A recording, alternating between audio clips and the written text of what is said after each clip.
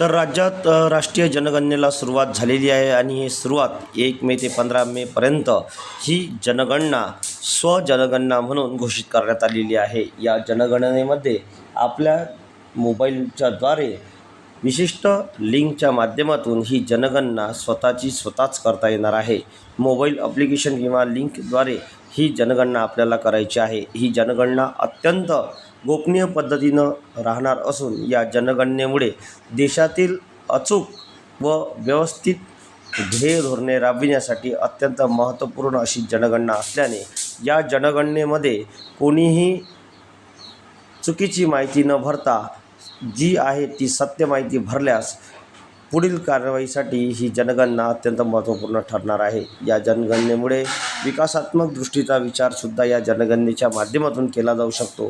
त्यामुळे जनगणनेचा फॉर्म भरताना किंवा ती लिंकमध्ये माहिती अपलोड करताना सुव्यवस्थित व अचूक माहिती जी आहे तीच सत्यतापूर्ण माहिती भरावी असे आवाहनही प्रशासनाच्या वतीनं करण्यात आलेलं आहे.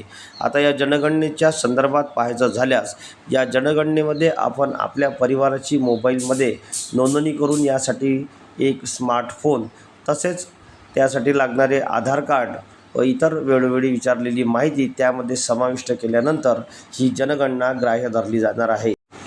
1 मे ते 15 मेपर्यंत ही स्वजनगणना होणार असून त्यानंतर 16 मे ते 14 जूनपर्यंत प्रमाणकाच्या माध्यमातून या जनगणनेची पडताळणी केल्या जाणार आहे.